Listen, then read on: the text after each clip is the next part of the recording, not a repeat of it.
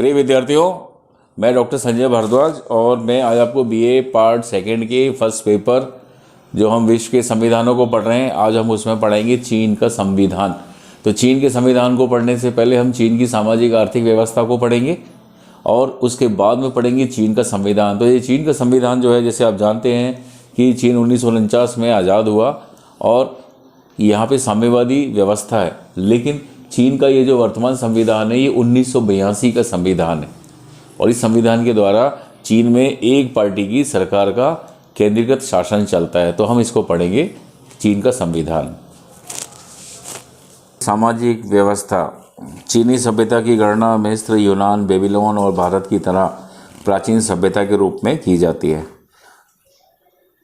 महान दार्शनिक कन्फ्यूशियस का जन्म भी चीन में हुआ था। उन्होंने एक आदर्श समाज व राज्य की रचना पर बल देते हुए कहा कि माता पिता की आज्ञा का पालन करो, सरकार के प्रति वफादार रहो तथा ख्याति प्राप्त करो। तो चीन के प्राचीन साहित्य, दर्शन तथा धार्मिक परंपराओं पर कन्फ्यूशियस का विशेष प्रभाव लक्षित होता है। अक्टूबर 1949 को चीन में साम्यवादी क्रांति हुई और माओ त्से तुंग के नेतृत्व में चीन में साम्यवादी शासन व्यवस्था की स्थापना की गई। माओ मार्क्स व लेनिन से प्रभावित थे तथा प्रत्येक वस्तु का साम्यवादी दृष्टिकोण से विवेचन करते थे। द्वंद्वात्मक भौतिकवाद में आस्था रखते हुए वे संघर्ष को विकास का आधार मानते थे। सितंबर 1976 में उनका देहावसान हुआ। उसके बाद सत्ता के लिए संघर्ष हुआ और हुआ को फेंग को चीन का प्रधानमंत्री और साम्यवादी दल का अध्यक्ष बनाया गया और इसके बाद में उनकी मृत्यु 1997 में हुई। उसके बाद में डेंग जियाओपिंग के बाद 2002 तक जियांग जेमिन ने चीन पर शासन किया और जियांग जियाओपिंग के शासन के बाद अब चीन की स्थिति आप जानते ही हैं। तो चीन की सामाजिक व्यवस्था की हम बात करते हैं। पहली बात है विविध राष्ट्रीयताएं। चीन में अनेक राष्ट्रीयताएं हैं, उनमें 94% हान जाति के हैं। ये चीन के समस्त भूभाग पर फैली हुई है तथा अन्य जातियों से अधिक समृद्ध है। इनके अलावा भी चीन में चुआंग, हुई, मंगोल, तिब्बती, मांचू, थाई तथा कोरियाई जातियां हैं। प्राचीन काल से ही चीन एक धर्म प्रधान देश रहा है। वहाँ विविध धर्मों के अनुयायी थे। यहाँ के लोग कन्फ्यूशियस के विचारों से बहुत अधिक प्रभावित थे। चीन में बौद्ध, ईसाई तथा इस्लाम धर्म का भी प्रचार हुआ। साम्यवादी धर्म को अफीम मानते हैं क्योंकि वह व्यक्ति को भाग्यवाद का पाठ पढ़ाता है तथा संघर्ष से विमुख रखता है। चीनी संविधान में व्यक्तियों को धर्म का विरोध करने का अधिकार है, लेकिन धर्म का प्रचार करने का अधिकार नहीं है। चीन में अब नास्तिकता के प्रति निरंतर आकर्षण बढ़ रहा है। चीन के संविधान में सभी जातियों को सांस्कृतिक स्वायत्तता प्रदान की गई है। सभी को अपनी भाषा और संस्कृति की रक्षा का पूर्ण अधिकार है। चीन में अनेक प्रकार की लिपियां हैं, लेकिन चीनी पीकिंग लिपि क्वेल को ही संविधान द्वारा मान्यता प्राप्त है। चीन में अनेक क्षेत्रों के लोग जब आपस में मिलते हैं तो उन्हें बातचीत करने में बहुत कठिनाई होती है। चीन में भाषा, साहित्य, कला आदि का प्रमुख लक्ष्य समाजवादी विचारों का प्रचार व प्रसार करना है। उनकी मान्यता है कि सच्ची सांस्कृतिक स्वतंत्रता समाजवादी व्यवस्था में ही प्राप्त हो सकती है। यहाँ समाजवादी व्यवस्था के अनुरूप साहित्य सृजन की भी स्वतंत्रता प्रदान की गई है। दूसरा है परिवार की स्थिति। चीन में प्राचीन काल से ही पुरुष प्रधान समाज था। परिवार का सबसे वृद्ध व्यक्ति परिवार का संरक्षक या मुखिया होता था। परिवार के सभी सदस्य उसकी आज्ञा का पालन करते थे। परिवार में स्त्रियों का स्थान पुरुषों से नीचे होता था तथा उनका प्रमुख कार्य परिवार के सदस्यों की सेवा करना होता था। विवाह माता पिता की इच्छा से होता था और विवाह के उपरांत पति की सेवा करना स्त्री का प्रमुख कर्तव्य था। 1949 में चीन में साम्यवादी क्रांति का प्रभाव परिवार पर पड़ा। स्त्रियों को शोषण से मुक्ति प्रदान करने के लिए उन्हें समाज में पुरुषों के बराबर अधिकार प्रदान किए गए। विवाह करने की स्वतंत्रता प्रदान की गई। रखेल प्रथा तथा बहुपत्नी प्रथा को भी गैर कानूनी घोषित कर दिया गया। आज चीन में स्त्रियों को पुरुषों के समकक्ष सभी अधिकार हैं। समान वेतन उन्हें समान कार्य के लिए दिया जाता है और स्त्रियां सभी क्षेत्रों में पुरुषों के समान काम कर रही हैं और चीन की अर्थव्यवस्था को सुदृढ़ करने में उनका योगदान है। नेक्स्ट है शिक्षा व्यवस्था। चीन की प्राचीन शिक्षा व्यवस्था के अंतर्गत केवल धनी वर्ग के लोग ही शिक्षा से लाभान्वित हो सकते थे। निर्धन वर्ग के लोगों के लिए शिक्षा प्राप्त करना बहुत कठिन था। 1949 में चीन में साम्यवादी क्रांति के पश्चात शिक्षा के विकास हेतु महत्वपूर्ण प्रयास किए गए। चीनी साम्यवादी दल यह चाहता था कि चीन के नागरिक साम्यवादी दल द्वारा स्थापित आदेशों की प्राप्ति में सक्रिय रूप से भाग लें। यह कार्य शिक्षा से ही संभव हो सकता था। अशिक्षा व निरक्षरता को समाप्त कर लोगों को उच्च व तकनीकी शिक्षा प्रदान करने के लिए व्यापक कार्यक्रम बनाए गए तथा देश के नागरिकों को साम्यवाद के विचारों में ढालने के प्रयास प्रारंभ किए। सरकार ने शिक्षा का अधिकार अपने हाथ में ले लिया।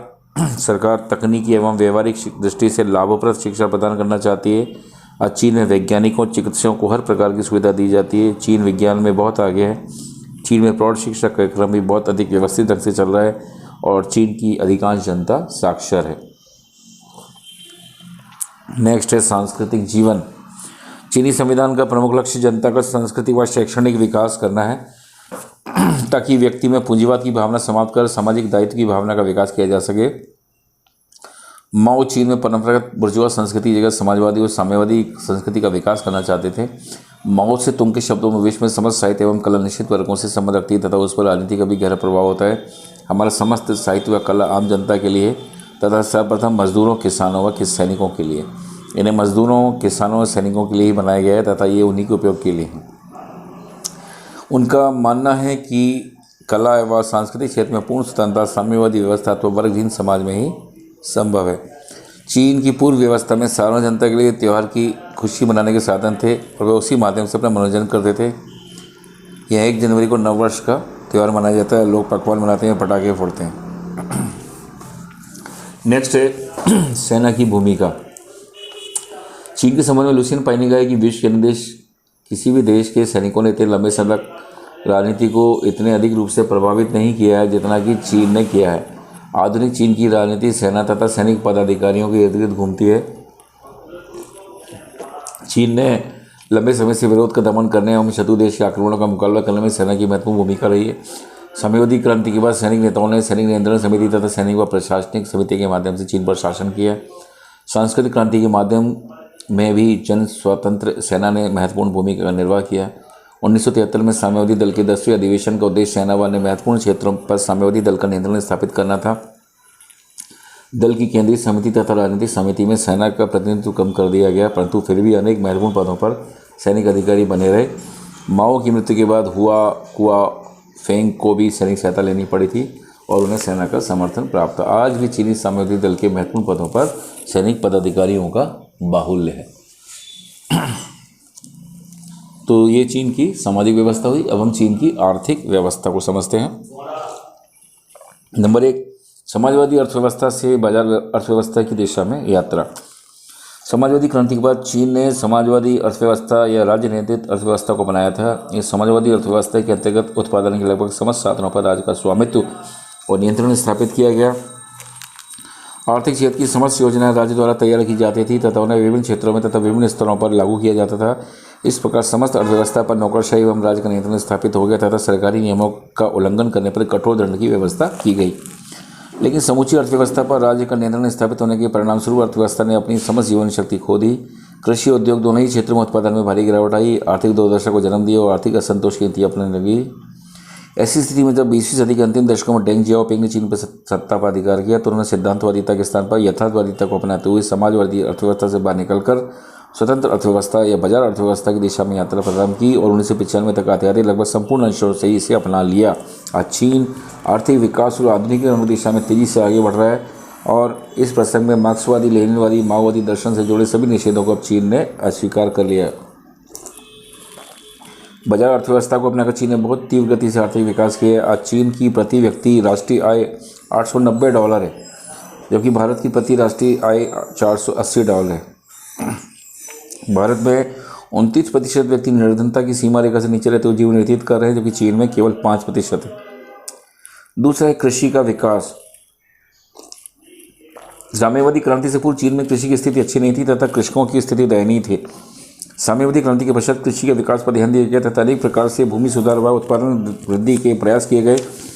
चीन की अर्थव्यवस्था का आधार ही कृषि है तथा कृषि पर ही विदेशों के साथ व्यापार निर्भर करता है। आज चीन में कृषि योग्य भूमि कम है तथा यहाँ प्रमुख रूप से गेहूँ, चावल, मक्का, जौ, बाजरा आदि का उत्पादन किया जाता है। चीनी नेताओं का मानना है कि जनसंख्या वृद्धि के अनुपात में अनाज उत्पादन में वृद्धि नहीं हो पाती है तथा चीन को अपनी आवश्यकता के लिए खाद्य पदार्थों का आयात करना पड़ता है। चीन की सरकार का प्रमुख लक्ष्य खाद्य पदार्थों के उत्पादन में आत्मनिर्भरता प्राप्त करनी है। नेक्स्ट है उद्योग। 1949 की साम्यवादी क्रांति से पूर्व चीन में उद्योगों की स्थिति दयनीय थी। चीन के कारखाने बहुत पिछड़े हुए थे और भारी उद्योगों का उत्पादन नहीं के बराबर था। साम्यवादी क्रांति के पश्चात सरकार ने अर्थव्यवस्था को गति प्रदान करने के लिए उद्योगों के प्रबंधकों के साथ मधुर संबंध बनाए रखे और बहुत सीमित क्षेत्रों में उद्योगों का राष्ट्रीयकरण किया। 1951 के बाद साम्यवादी शासन ने अपनी क्षेत्र परिवर्तन करते हुए नीति में निजी उद्यम को सीमित करना आरंभ किया और नगरों के पूंजीपतियों के विरुद्ध संघर्ष छेड़ा और उनके विरुद्ध अनेक प्रकार के आरोप लगाए। उनकी आर्थिक एवं राजनीतिक शक्ति को पूर्ण रूप से कमजोर किया और धीरे धीरे उद्योगों पर राजनीतिक नियंत्रण स्थापित कर दिया। Next, trade union.